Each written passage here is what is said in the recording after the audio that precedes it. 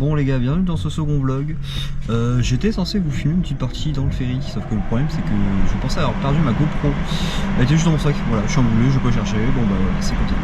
En attendant, on vient d'arriver en Tasmanie, franchement le paysage est juste un truc de malade mental. De toute façon vous allez voir à travers mes stories, le vlog et tout. Franchement ça vaut vraiment le coup d'être venu ici. J'ai regardé la météo sur 2 semaines, il a l'air de faire extrêmement beau. On n'est pas non plus sur du 30 degrés, mais on est quand même sur du 25 l'après-midi, donc ça me fait très plaisir. Je trouve une personne avec qui je vais voyager là pendant 2 semaines. Ça va être sympathique, en plus je trouve des potes sur place, notamment les filles qui m'ont vendu la voiture, donc j'ai très hâte.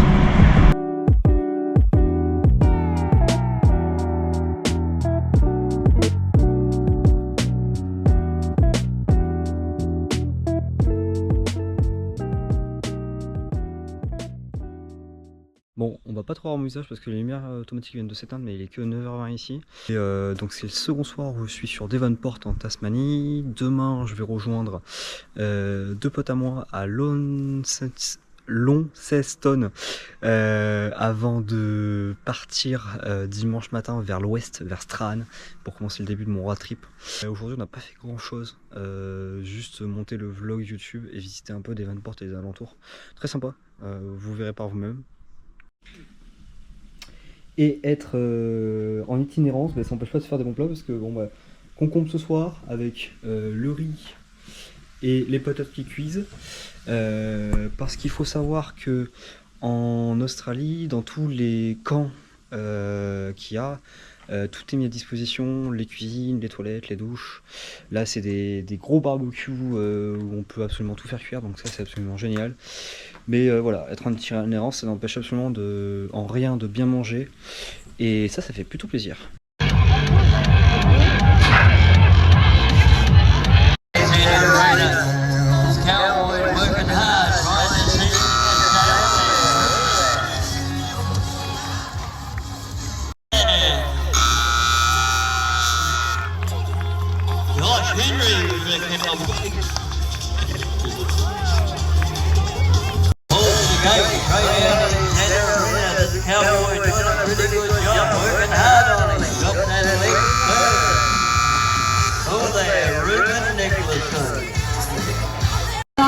Cowboy on the ground.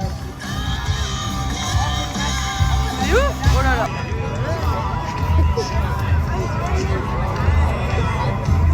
Right away we go, this young cowboy trying hard. Bon, après cette seconde journée en Tasmanie, demain direction l'ouest, on change complètement de cap puisque mon road trip va se faire dans les oreilles, dans les horaires inverses d'une aiguille d'une montre.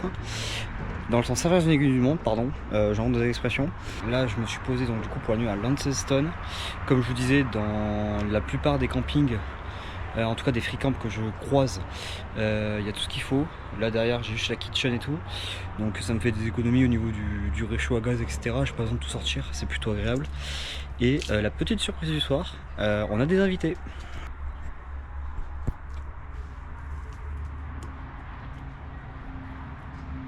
Que ces petites créatures sont présentes quasiment partout en Australie, c'est juste qu'elles sortent plutôt à la nuit, tombées quand il n'y a plus personne. Là par exemple j'en ai juste une en face de moi où je peux voir l'ombre.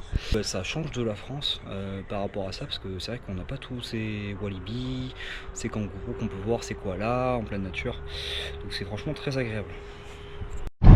Bon, du coup, après avoir passé la dernière nuit à Launceston et avoir vu mes potes hier, on a fait un petit rodéo. On a assisté à un petit rodéo, je vous mettrai les vidéos dans le vlog. Direction Strahan, on change complètement de côté de la Tasmanie. Je commence mon road trip par le côté ouest. C'est la partie la plus sauvage de la Tasmanie, la moins explorée également et la moins très habitée. Il y a des beaux trucs à voir, mais il n'y a pas beaucoup de villes ou quoi que ce soit, donc ce sera qu'un bref passage. Parce qu'après on va aller directement à Queenstown et à Hobart dans le sud de la Tasmanie, ainsi qu'à Bruny Island, donc ça sera dans les prochains jours à venir. Mais déjà là il y a 3h30 de route jusqu'à Strahan. Oui, parce qu'il ne faut pas oublier que même si la Tasmanie est à l'échelle humaine, ça reste quand même très grand. Donc on fait le petit trajet de route, et puis je vais même retrouver un mec qui fait également le road trip dans le même sens que moi. Et bah du coup on va voyager ensemble pendant une semaine et demie. Et ça fait 6 îles.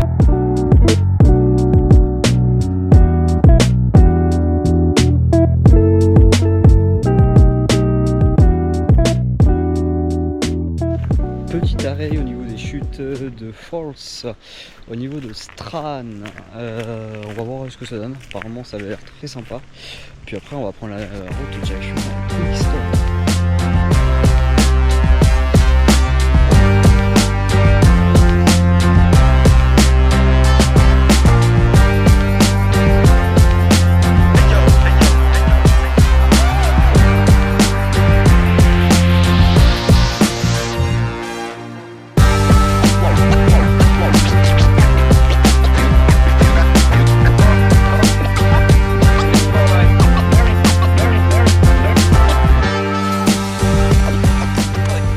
Là on est à Queenstown, c'est une petite ville typique 18e, 19e siècle, en plein ouest de la Tasmanie.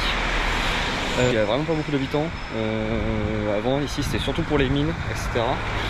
Bon, bah, depuis ça a fermé, il reste toujours la population locale, mais en tout cas très sympa à visiter, en plus il vient juste de finir de pleuvoir, donc pour une fois on a de la chance. Alors, je le savais pas, mais dans Queenstown, il y a une petite gare avec un train du 19e siècle qui a été entièrement remis au goût du jour, qui sert à faire des virées entre Strahn, entre Queenstown et Strahn. Bon, à l'époque, ça servait à acheminer le cuivre, pour qu'ensuite, au niveau de Strahn, ça parte sur un bateau. Le train a été remis au goût du jour, vous le verrez juste après, et franchement, c'est très stylé. Par contre, je me vois beaucoup dans cette petite tenue de contrôleur ou de conducteur de train, je ne sais pas trop. Franchement, vous jouez la classe.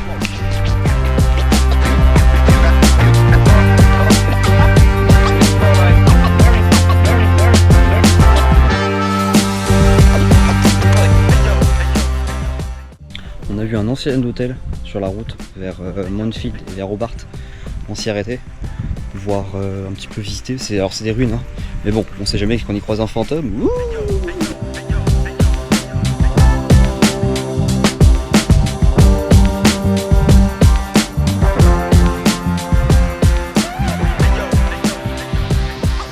Bon là on est bien arrivé au Mont Field qui est au centre de la Tasmanie, un peu plus vers le sud.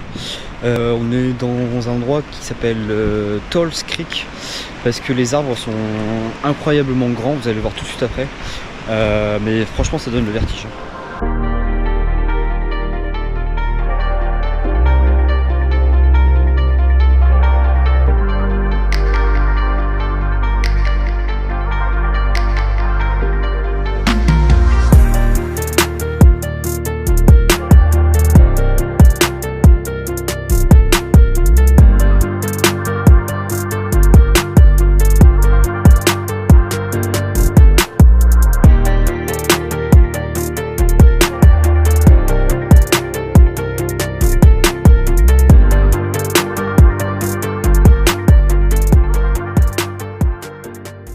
Salut les gars!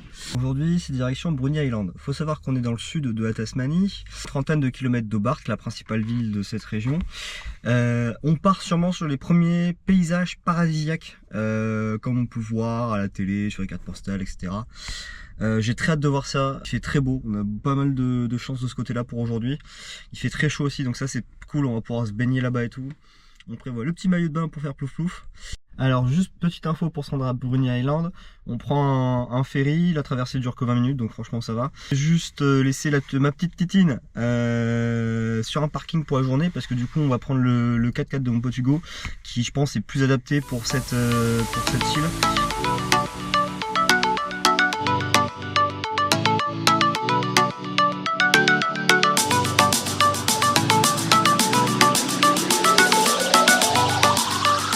Ah oui, petit fun fact, la Tasmanie est extrêmement réputée pour son miel. Parce qu'apparemment ici les abeilles butinent un miel spécial qui est typique d'ici. Du coup on a vu une petite boutique, on va voir ce que ça donne en s'y arrêtant.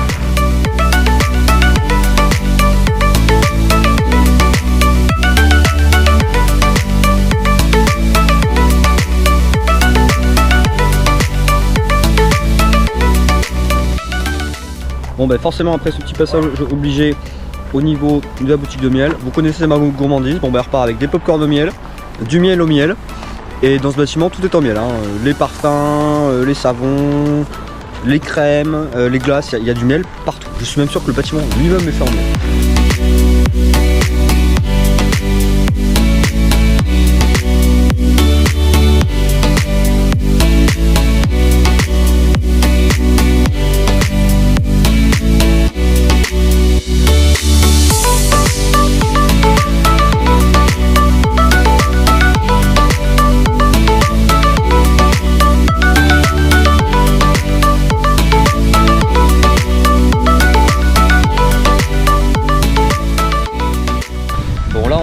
Petite rando qui s'appelle Fuel Cap Coast, là, je sais plus trop comment.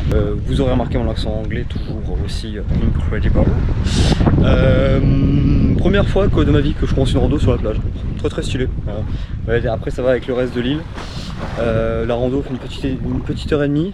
Donc en fait ici on passe vraiment du tout au tout, hein, dans des forêts, à la plage, aux baies bordées d'eau cristalline. Non franchement Bruny Island, gros coup de cœur.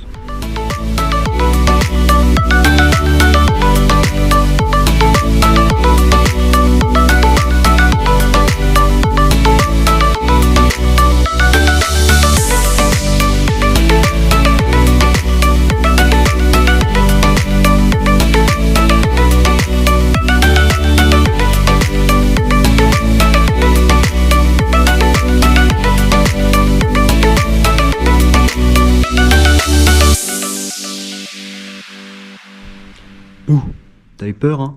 Si, t'as eu peur, tu mens. Bref, pour en revenir sur cette petite journée à Bruny Island, comme t'as pu le voir, on a des paysages de malade mental. Ça me rappelle un peu la Martinique que j'ai faite en 2023. C'était reposant, c'était étonnant parce que je m'attendais pas du tout à ce qu'on ait un aussi beau temps et à ce que je vois tout ça. Donc comme je vous l'ai dit, l'île est vraiment un coup de cœur pour moi. Des gens vivent sur place, tu peux y dormir sur place la nuit. Nous on savait pas, donc du coup on est rentré sur le continent, enfin du moins en Tasmanie pour cette nuit. On n'a pas eu le temps de tout faire parce que du coup on a pris le temps de bien faire les choses qu'on a faites, donc la randonnée, se poser sur la plage et manger tranquillou. C'est vrai que cette qualité est mieux de prendre le temps de faire très peu de choses que plutôt se précipiter et voir tout faire, mais du coup regretter de ne pas être resté assez longtemps. Donc imagine bien que si on s'était renseigné avant, on serait resté sur place cette nuit parce que du coup il y a eu des trucs qu'on n'a pas eu le temps de faire. Sur demain et après-demain, ça va être 2 journées intenses en termes de pratique sportive. Je vais enfin surfer en Tasmanie, ou même d'ailleurs en Australie carrément. Je vais tester les spots de surf tasmaniens. Et jeudi ce sera une toute autre chose parce que du coup je vais enfin faire un truc que je n'ai fait que quand j'étais petit sur de la plage, du kitesurf. Maintenant le kitesurf je vais aller sur l'eau avec la voile. J'avais aucun problème pour lever la voile quand j'étais sur la plage mais j'avais jamais réussi à aller sur l'eau. Bon ben on va tester tout ça cette semaine.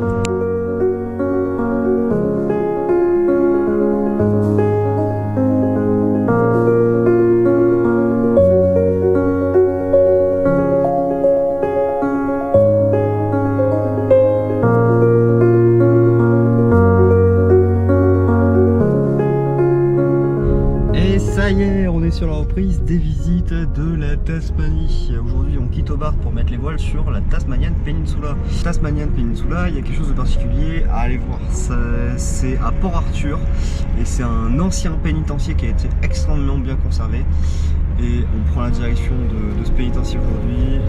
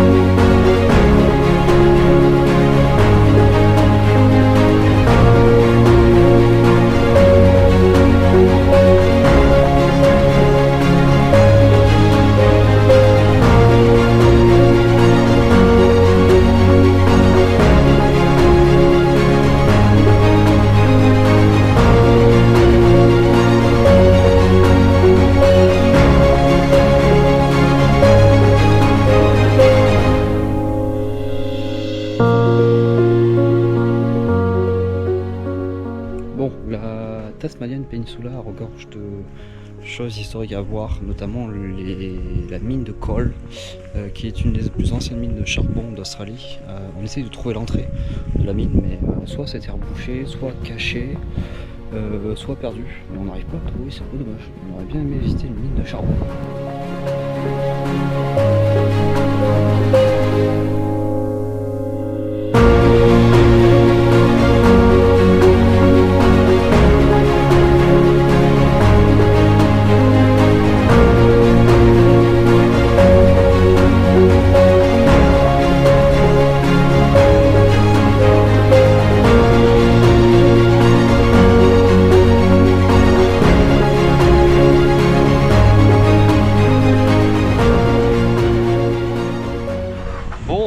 Constaté que tous les trous de la mine ont été rebouchés. On n'a pas pu faire un surbex, mais c'est pas grave. À défaut d'avoir passé une journée dans les trous, on est allé boire comme des trous à la fin de la journée. C'est très drôle, ça dit donc. Bref, on est déjà le lendemain, hein, je vous le cache pas. Et aujourd'hui, on va prendre la direction de Freycinet, le parc national, qui apparemment est une dinguerie sur l'île. Donc on va aller voir ça. Il y a un petit peu de route, mais hâte de découvrir tout ça. Welcome to the Freycinet National Park. Avec un accent anglais toujours aussi original, tu l'auras compris, je suis absolument nul en langue. Bref, je viens d'arriver à Freycinet. Évidemment, moi je me gare dans la seule zone où personne ne se gare, c'est-à-dire que je suis la seule voiture garée le long de la route alors qu'il y a un parking à 2 mètres. Mais le point d'observation que je veux voir, il est juste devant nous. Le National Park Freycinet est gigantesque, encore une fois, hein, comme tout peut l'être ici. Ah si, il y a un parking devant. Bon bah c'est juste moi qui sais pas me garer. Donc let's go voir ça.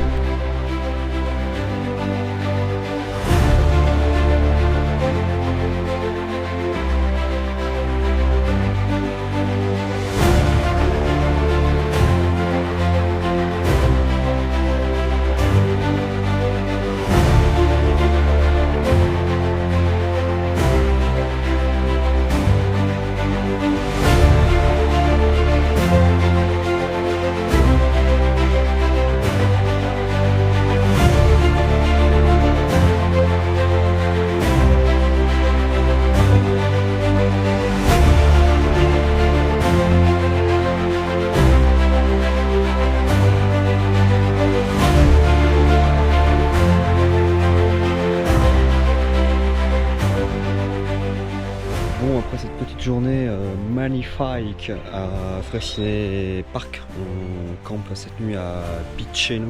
C'est une petite ville à l'est de Tasmanie qui commence à se rafraîchir, même si on est un beau temps toute la journée.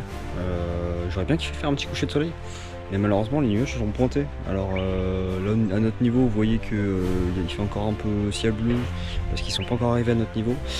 Mais ça ne saurait tarder. Et des petits regrets pour le coucher de soleil, mais normalement demain, mercredi, ce sera bon.